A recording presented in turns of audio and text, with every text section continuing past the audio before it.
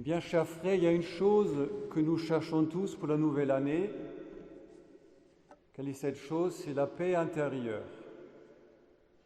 Pourquoi est-ce que nous la cherchons? Parce que, eh bien, vous, moi, tout le monde ou presque, nous sommes inquiets. Et malheureusement, les causes de notre inquiétude ne sont que trop réelles. Je n'en prends qu'une, celle de voir nos libertés menacées de toutes parts.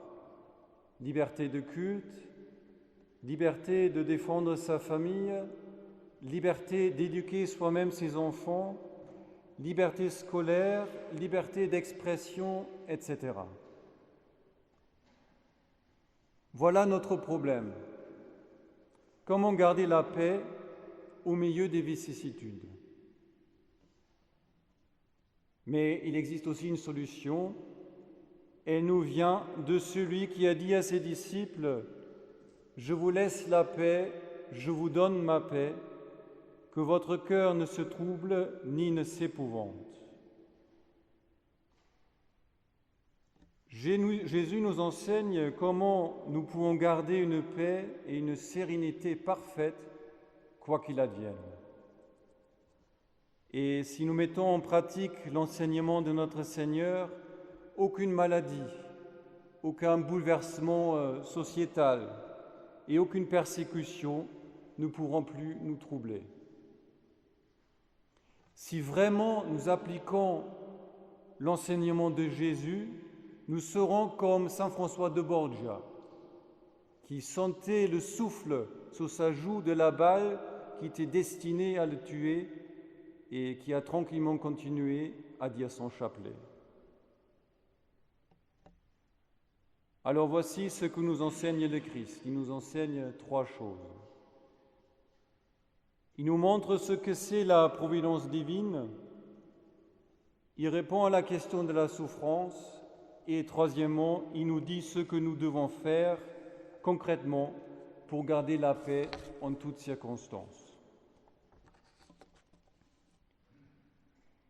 Premier point, notre Seigneur nous dit « Tous nos cheveux sont comptés, il n'en tombe pas un seul sans la permission de notre Père qui est aux cieux. »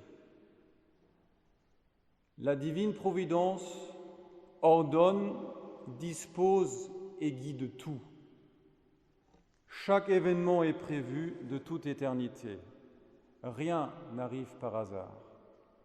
Mais tout, absolument tout, sans exception, entre dans le plan grandiose de la divine providence.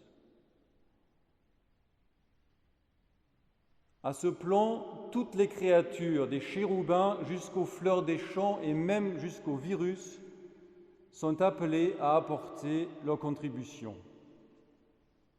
Même l'action malfaisante des démons et les péchés des hommes, malgré eux, contribuent à l'accomplissement infaillible du plan de Dieu. Et dans ce plan, chacun de nous occupe une place unique. La providence de Dieu est si puissante qu'elle embrasse à la fois l'univers tout entier et en même temps elle prend soin de chacun de nous comme si nous étions seuls au monde. Et ce grand plan, c'est un plan d'amour. Dieu a tout créé pour sa gloire et sa gloire sur terre, c'est que ses enfants deviennent des saints et qu'ils entrent dans la béatitude du ciel à la fin de leur vie terrestre. C'est là le but suprême qui commande toute l'histoire du monde et la nôtre personnelle aussi. Pas un passereau ne tombe au sol à l'insu de votre Père, ainsi soyez sans crainte, vous valez mieux, vous, qu'une multitude de passereaux. Mais bien, chers frères, si nous croyons vraiment cela, si nous le croyons pas seulement d'une manière théorique, mais d'une foi vive, eh bien, rien ne pourra plus troubler notre paix intérieure.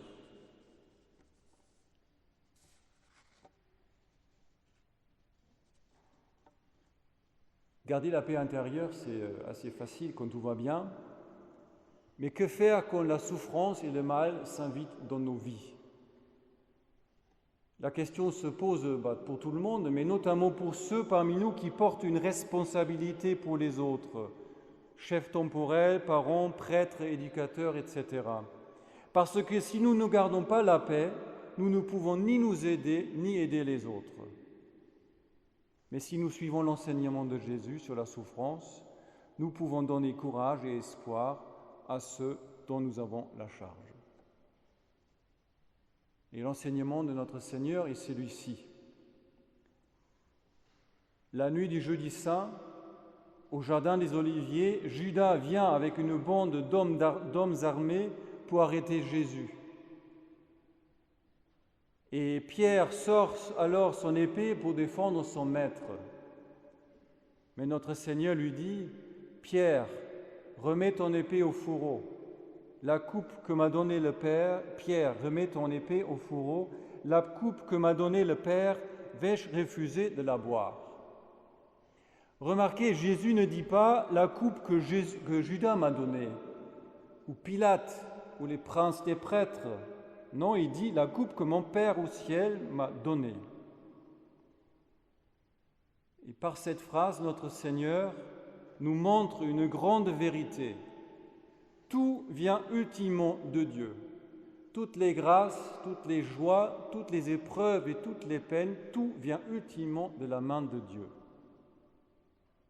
Soit parce que c'est ordonné par Dieu, soit parce que c'est permis par Dieu. La souffrance n'est donc jamais absurde, elle n'arrive jamais en dehors du plan de Dieu. Si Dieu permet des épreuves dans nos vies, c'est toujours pour nous convertir, pour nous sanctifier et pour nous mener sur la voie du ciel. Et si nous croyons cela de tout notre cœur, nous allons connaître la paix même au milieu des plus grandes difficultés et des plus grandes peines.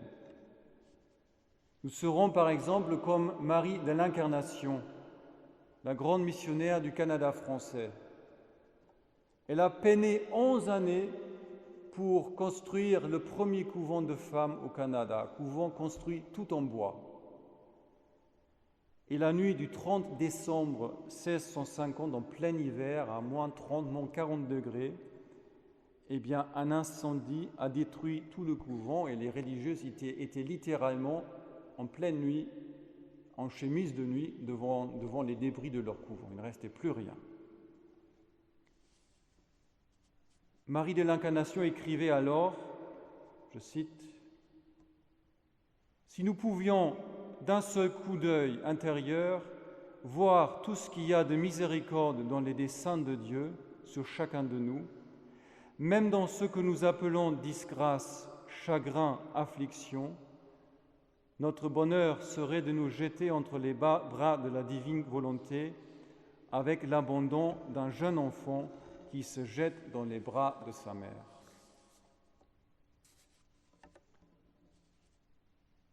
Voilà pour la doctrine.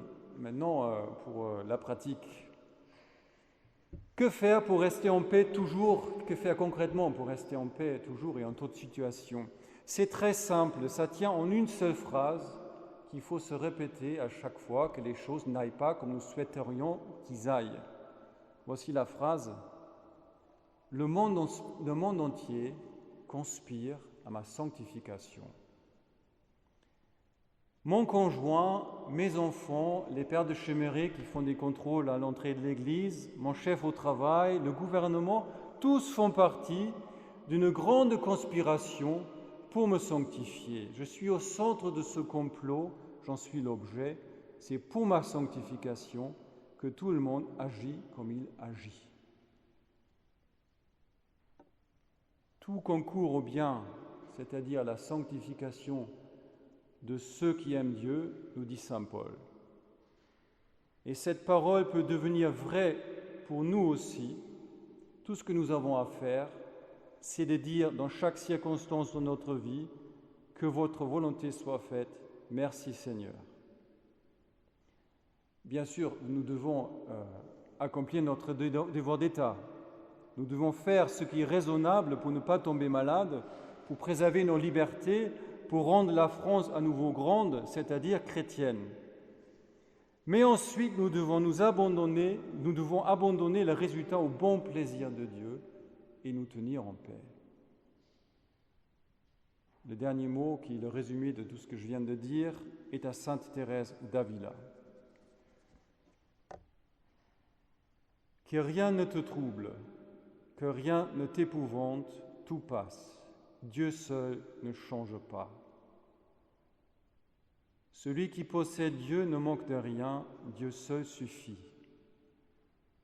Élève ta pensée, monte au ciel, ne t'angoisse de rien. Que rien ne te trouble. Suis Jésus-Christ d'un grand cœur, et quoi qu'il arrive, que rien ne t'épouvante. Celui qui croit et espère obtient tout. Même si lui vienne abandon, croit malheur. Si Dieu est son trésor, il ne manque de rien. Dieu seul suffit, ainsi soit-il.